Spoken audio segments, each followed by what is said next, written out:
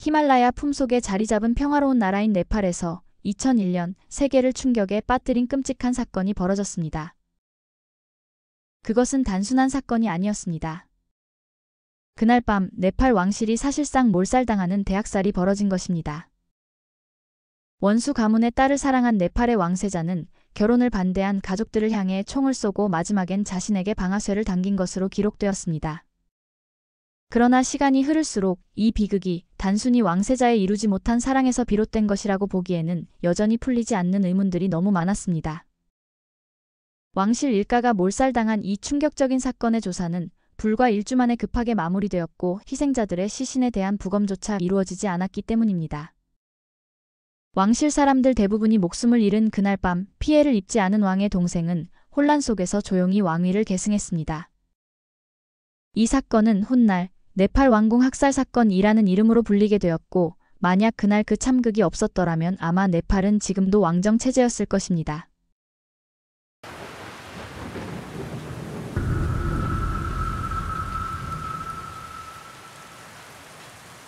(2001년) 네팔은 왕정 체제가 존재했고 물론 헌법과 국회도 있었지만 절대적인 권력은 국왕이 쥐고 있는 상태였습니다.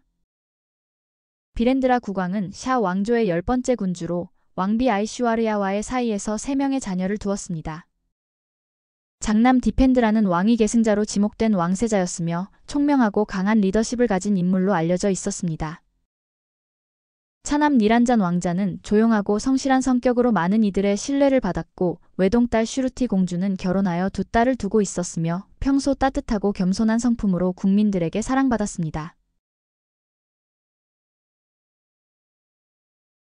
2001년 6월 1일 네팔 왕실은 카트만두 중심에 위치한 나라야니티 왕궁에서 가족들과 친척들을 초대한 사적인 저녁 파티를 열고 있었습니다. 이 자리는 비렌드라 국왕과 아이슈와르야 왕비, 디펜드라 왕세자, 니란잔 왕자, 슈르티 공주를 비롯해 왕실의 주요 구성원들과 가까운 친척 등 총 24명이 참석한 사적인 모임이었습니다. 왕실 경호원이나 외부인은 출입할 수 없었고 심지어 왕궁 내 경비병들조차도 이 공간에는 접근이 허용되지 않았습니다. 밤 8시 50분경 파티가 한창 무르익을 무렵 왕궁 내부에서 첫 번째 총성이 들려왔습니다. 하지만 곧 이어지는 두 번째, 세 번째 총성이 들리더니 그 총성은 점점 기계식 소총처럼 쉴 틈 없이 연속적으로 울려 퍼졌습니다. 그 소리는 점점 더 잦아지고 격해지며 마치 누군가가 기관총을 난사하는 듯한 느낌이었습니다. 총성은 약 5분에서 7분 동안이나 계속되었고 밤 8시 57분쯤 모든 총성이 갑자기 멈췄습니다. 이윽고 경호원들과 군인들이 급히 파티가 열리던 공간 안으로 들어섰고 그곳에서 그들은 믿을 수 없는 광경과 마주하게 됩니다. 파티가 열리던 트리부반 사단의 당구장 안에는 피로 얼룩진 채 수많은 사람들이 쓰러져 있었고 그중 한 명은 바로 네팔 국왕 비렌드라였습니다. 그리고 궁전의 정원에는 아이슈와르야와 왕비, 디펜드라 왕세자, 그리고 차남인 니란자 왕자 이렇게 3명이 쓰러져 있었습니다. 경호원들은 지체할 틈도 없이 모든 부상자들을 차에 태워 즉시 병원으로 이송하기 시작했습니다. 의사들은 곧바로 국왕에 대한 응급처치를 시작했지만 그는 결국 밤 9시 15분경 병원에 도착한 지 얼마 지나지 않아 세상을 떠나고 맙니다. 그날 밤 14명의 부상자가 병원으로 이송되었고 국왕을 비롯해서 아이슈와르야와 왕비, 차남 니란잔 왕자, 딸 슈르티 공주, 왕의 남동생 디렌드라 왕자, 왕의 두 여동생 샨티와 샤르다 공주, 그리고 샤르다 공주의 남편인 쿠마르 카드카와 사촌 여동생인 자얀티 공주 등 9명이 사망 선고를 받았습니다. 남은 5명의 부상자들은 즉시 치료를 받으며 생명을 건졌지만 그중 가장 중요한 인물이자 왕위 계승자였던 왕세자 디펜드라의 상태는 매우 위독했습니다. 디펜드라 왕세자는 단 한 발의 총상을 입었지만 그 한 발이 머리를 정통으로 관통했던 것이었습니다. 이로 인해 그는 곧바로 혼수 상태에 빠졌고 인공호흡기에 의지한 채 생명을 간신히 유지하고 있었습니다. 그 시각까지도 네팔 국민들은 이 끔찍한 왕궁 참극에 대해 전혀 알지 못했습니다. 왜냐하면 사건 발생 직후 나라야니티 궁전 외부로의 모든 통신망이 차단되었기 때문입니다. 그리고 다음날 2001년 6월 2일 오전 11시경 사건 발생 약 14시간 후 네팔 라디오는 모든 정규 방송을 중단하고 국왕 비렌드라가 사망하고 왕세자 디펜드라가 새로운 네팔 국왕으로 즉위했다는 긴급 속보를 전했습니다. 이어 왕실의 다른 사망자들에 대해서도 공식 발표가 이어졌고 네팔 전역을 충격에 빠뜨렸습니다. 단 하룻밤 만에 국왕과 왕비, 왕자, 공주를 포함한 온 가족이 몰살되었다는 사실을 국민들은 믿을 수 없었습니다. 국왕 비렌드라는 신의 화신인 비슈누의 아바타로 여겨질 만큼 존경받았으며 국민의 사랑을 한몸에 받는 지도자였으므로 그런 존재가 순식간에 사라졌다는 사실이 전해지자 국민들은 거리로 뛰쳐나와 통곡했고 네팔 전역은 마치 가족을 잃은 듯한 비통함에 잠겼습니다. 한편 새 국왕으로 선포된 디펜드라는 여전히 혼수 상태에서 생과 사의 경계에 놓여 있었고 국민들은 그의 회복을 간절히 기도하고 있었습니다. 그리고 6월 2일 오후 4시경 비렌드라 국왕과 왕비 그리고 다른 희생자들의 장례 행렬이 시작되었습니다. 그날 마치 네팔 전 국민이 거리로 쏟아져 나온 듯한 인파가 국왕을 마지막으로 배웅하기 위해 모였습니다. 수많은 국민들이 국왕에 대한 애도를 표하기 위해 머리를 삭발했고 이 모든 것이 자발적으로 이루어진 일이었습니다. 한편 2001년 6월 4일 디펜드라는 왕위에 오른 지 불과 이틀 만에 세상을 떠났습니다. 이에 따라 비렌드라 국왕의 친동생이자 당시까지 유일하게 사건에서 피해를 입지 않은 왕실 인물로 남아있던 지아넨드라 왕자가 네팔의 새로운 국왕으로 즉위하게 되었습니다. 이처럼 짧은 시간 안에 3명의 국왕이 연이어 교체되는 전례 없는 사태는 네팔 전역에 깊은 혼란과 충격을 안겼고 왕실에 대한 국민들의 신뢰 역시 크게 흔들렸습니다. 그런데 여기에 더해 디펜드라 왕세자가 이번 비극의 진범이라는 충격적인 소문이 퍼지자 국민들은 말 그대로 패닉 상태에 빠졌습니다. 그토록 총명하고 국민들의 존경을 받던 왕세자 디펜드라가 자신의 부모, 형제자매, 삼촌, 숙모까지 직접 총으로 살해했다는 것을 국민들은 도저히 믿을 수 없었습니다. 그리고 국민들은 이 참극에 대한 공정하고 철저한 진상조사를 요구하기 시작했습니다. 국민들의 분노가 커지자 지아넨드라 국왕은 진상조사위원회를 구성했습니다. 지아넨드라는 국민들 사이에서 신뢰받는 인물이 아니었으며 무엇보다도 새 왕세자로 지명된 그의 아들 파라스에 대한 평판은 최악이었습니다. 파라스는 네팔 전역에서 방탕하고 오만한 왕자의 전형으로 알려져 있으며 그는 이미 2건의 형사사건에 연루된 바 있었습니다. 한 번은 음주운전 상태에서 유명한 가수를 차로 치는 사고를 일으켰고 또 한 번은 카트만두의 한 나이트클럽 앞에서 총격 사건을 벌였습니다. 하지만 두 사건 모두 아무런 처벌도 받지 않았고 그에게 책임을 묻는 이도 없었습니다. 네팔 국민들은 만약 지아넨드라가 계속 왕으로 남게 된다면 그 뒤를 이어 그의 아들인 파라스가 국왕이 될 것이라는 사실에 크게 반발했습니다. 시위는 며칠간 계속되었고 이를 진압하기 위해 정부는 무력과 군 병력까지 동원해야 했습니다. 한편 나라야니티 궁전에서 발생한 충격적인 참사에 대한 조사는 곧바로 착수되었습니다. 단 일주일이라는 짧은 기간 동안 집중 수사가 이루어졌으며 사건의 진실을 밝혀내기 위한 노력이 총동원되었습니다. 조사에는 사건 현장에 있었던 왕족 친척들을 비롯해서 100명이 넘는 목격자와 관계자들의 증언이 포함되었고 네팔군과 경찰 그리고 왕실 내부 인사들까지 참여하며 수사는 긴박하게 전개되었습니다. 결국 이들의 진술과 현장 정황을 바탕으로 공식 보고서가 작성되었고 네팔 정부는 이를 통해 사건의 윤곽을 국민 앞에 대대적으로 공개했습니다. 그리고 그 보고서에 담긴 그날 밤의 전말은 이렇게 시작됩니다. 네팔 왕실에는 매달 2차례, 즉 매달 첫 번째와 세 번째 금요일에 정기적인 왕실 파티를 여는 전통이 있었습니다. 이 파티에는 국왕 비렌드라와 그의 가족, 그리고 왕족 친척들이 초청되었고 호스트는 매번 돌아가며 맡는 방식이었습니다. 그리고 사건이 벌어진 2001년 6월 1일 이날 저녁 파티의 주최자는 바로 디펜드라 왕세자였습니다. 6월 1일 금요일 저녁 6시 47분 디펜드라 왕세자는 가장 먼저 파티장에 도착했습니다.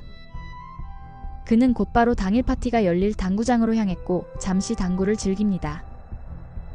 그 후 왕비 아이슈와르야와 그리고 국왕 비렌드라의 세자매 샨티, 샤르다, 쇼바 공주들도 차례로 도착했습니다.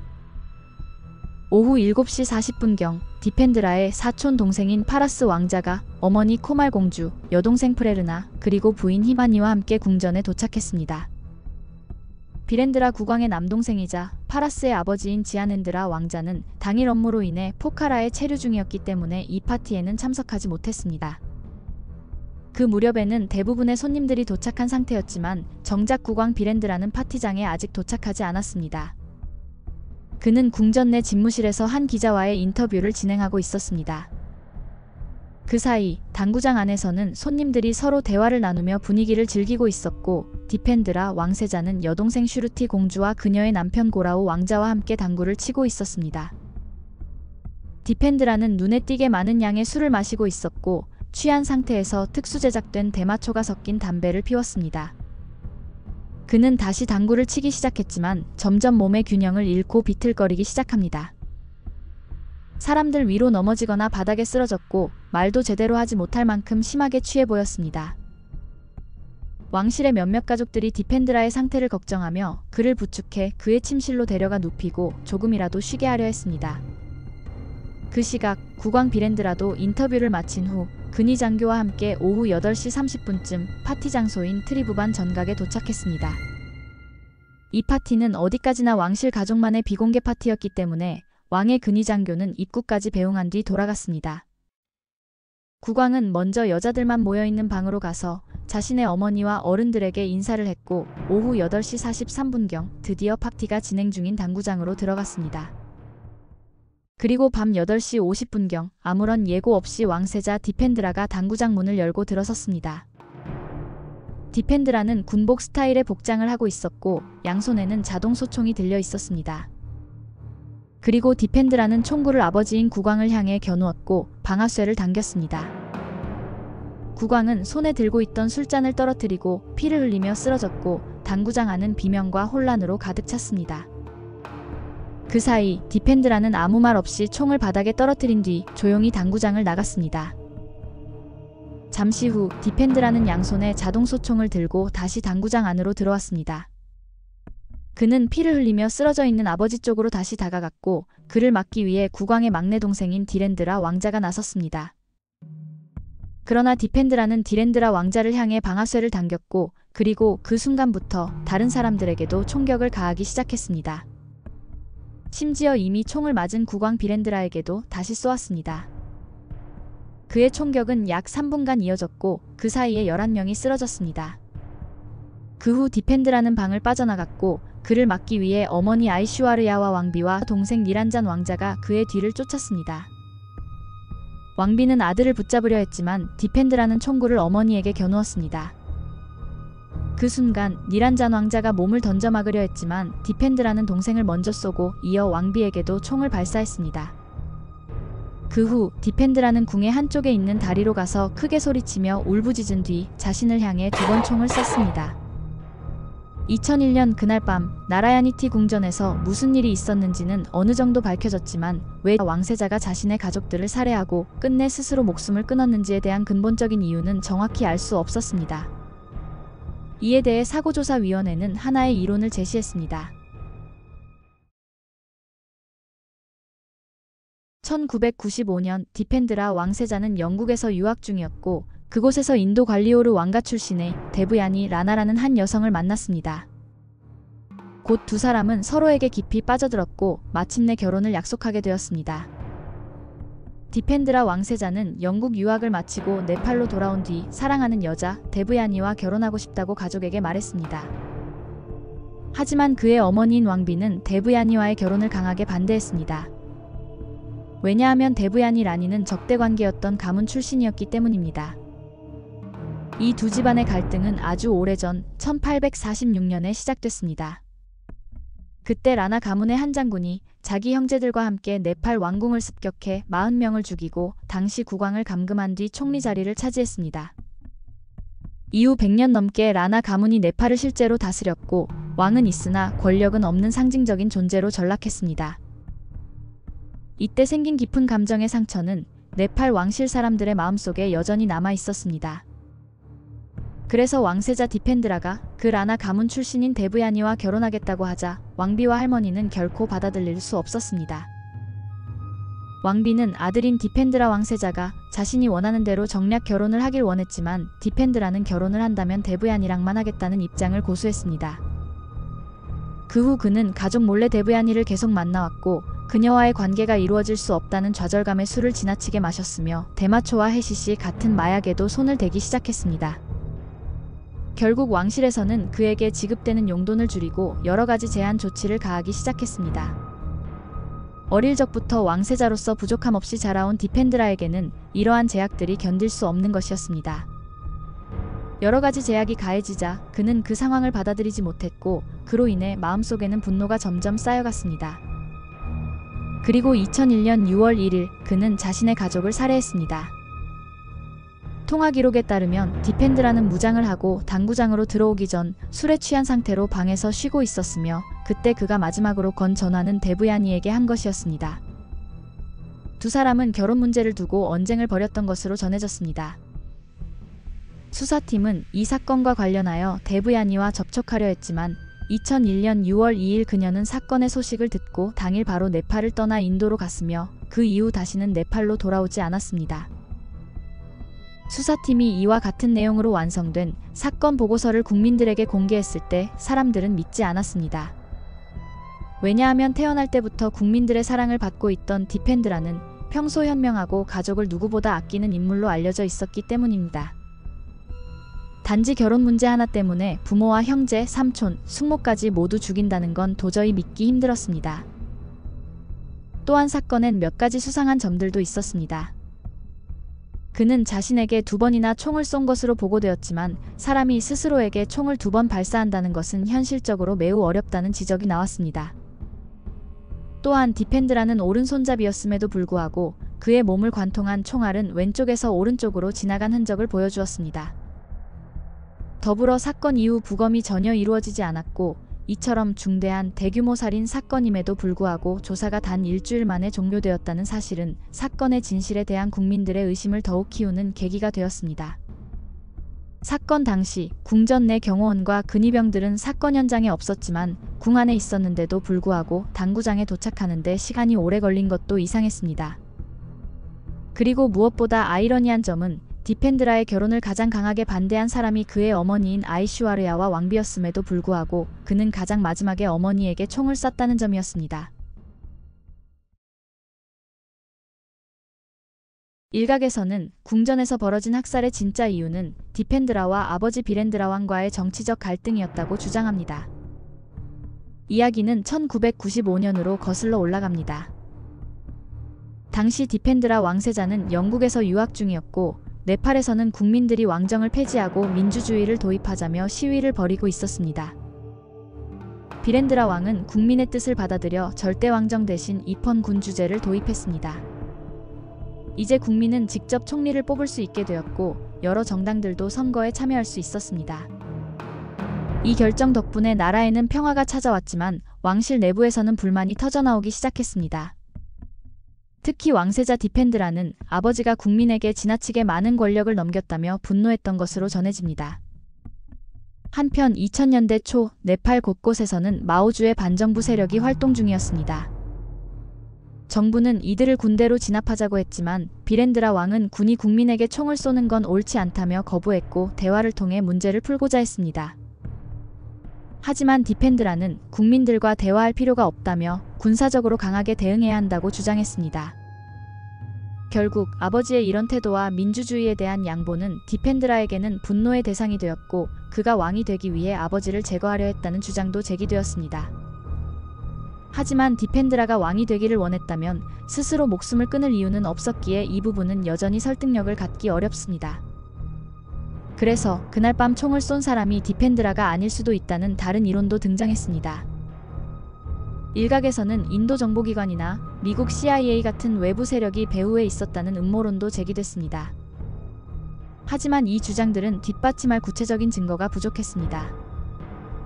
그리고 마지막으로 제기된 세 번째 이론은 누군가가 권력을 차지하기 위해 치밀하게 계획한 범죄라는 주장입니다. 이 이론에서는 비렌드라 국왕의 동생인 지아넨드라 왕자와 그의 아들 파라스 왕자가 배후 인물로 지목됩니다. 그 근거로는 그날 밤 피해를 입은 쪽은 비렌드라 국왕의 직계가족이었고 그의 동생인 지아넨드라 왕자 가족은 거의 피해를 보지 않았다는 점이 주목됩니다. 지아넨드라 왕자 본인은 그날 파티에 참석하지 않았고 그의 아내만이 총에 한 발 맞았을 뿐 생명에는 지장이 없었습니다. 하지만 이 사건 이후 왕위 계승 순서상 밀려 있었던 지아넨드라 왕자는 새 국왕이 되었고 그의 아들 파라스는 왕세자가 되며 큰 이득을 보게 되었습니다.